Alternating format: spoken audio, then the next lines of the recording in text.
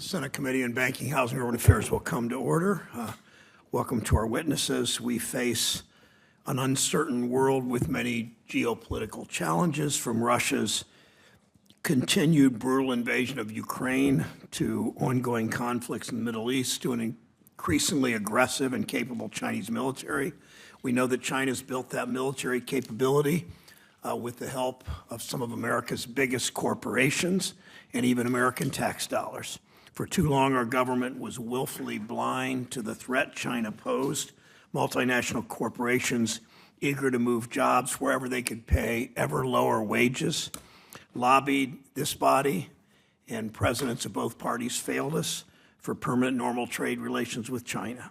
When corporations move products overseas, they outsource the technology and the trade secrets along with it. We did nothing to stop it, and now we're paying the price. We can't make the kinds of mistakes we have in the past. We have to be proactive about these threats and take action now to protect our national and economic security. We need to be clear. Those two issues are intimately connected. You can't separate the economy and our national security. Today, hostile governments work together more and more to challenge the interests and the securities and the values of the United States, our allies and partners around the world. Increasingly, hostile governments use our own technology to fuel their destructive efforts. We must lead efforts to stop it. It's the U.S. government's job to police the flow of sensitive and so-called dual-use technologies. Technologies can be used for both military and civilian purposes. The Departments of Commerce and Treasury, along with DoD, state, and other agencies, try to restrict the flow of sensitive technologies to our adversaries. We can't allow U.S. innovation and investments to be used against us. Against that backdrop, NATO met earlier this month. They issued a statement addressing these threats. Specifically, NATO leaders called on China to, quote, cease all material and political support to Russia's war effort, including, quote, the transfer of dual-use materials such as weapons, components, equipment, and raw materials that serve as inputs for Russia's defense sector. That was the NATO statement. That followed last month's G7 summit in Italy, where the United States and our allies reaffirmed our shared efforts to implement export controls to address risks to international security and, quote, to ensure the effectiveness of our respective foreign investment screening.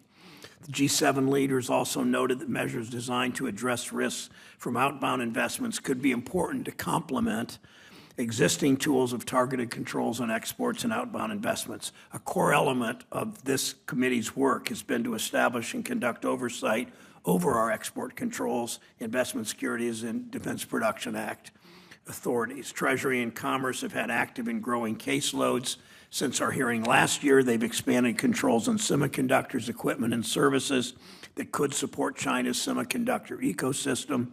They've taken steps to establish an outbound investment program that would enable us to better understand and to stop U.S. investments that build up China's military.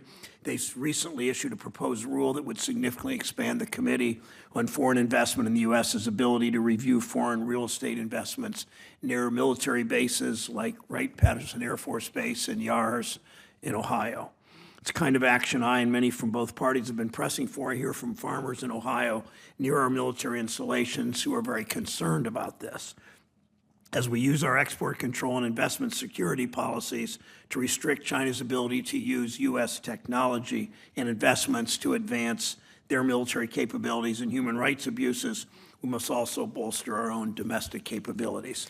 To that end, I was pleased to see Dr. Taylor Calais and her colleagues thank you release the Defense Department's first ever National Defense Industrial Strategy earlier this year. As a critical economic security tool, this committee has jurisdiction over the Defense Production Act, which must play a vital role in advancing that strategy. In Ohio, we know the potential here to harness the talents and patriotism of America's workers to protect our country. For decades, the Air Force Research Lab at Wright-Patterson Air Force Base near Dayton has been the home of the DPA Title III program. Aside from the good work being done at AFRL, the Defense Production Act gives the administration the authority to allocate and prioritize critical materials and to increase domestic productive capacity to address industrial shortfalls. In other words, DPA allows the Defense Department and other agencies to invest in American manufacturing that can support U.S. national security as well as making us more prepared for emergencies.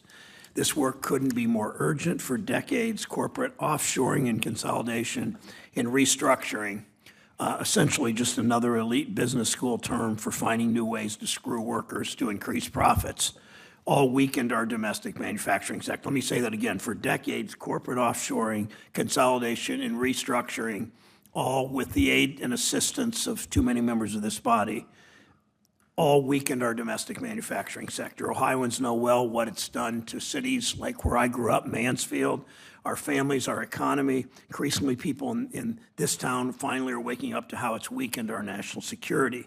We know when companies outsource jobs, they outsource technological capabilities with them. There's not been enough appreciation for how much innovation happens on the production floor by workers. Over the past few years, we've finally taken steps to reverse that course, passing CHIPS and Science Act, passing the bipartisan infrastructure law. We've increased funding for strategic investments using the Defense Production Act. We can do more. As Congress prepares to reauthorize the Defense Production Act, we need to look at new ways that DPA can support American industrial capabilities and help us revitalize our domestic industrial base to meet current and future challenges. Today, we'll discuss how we're working with our partners to coordinate our export controls and investment security policies and what steps Congress can take to strengthen these authorities.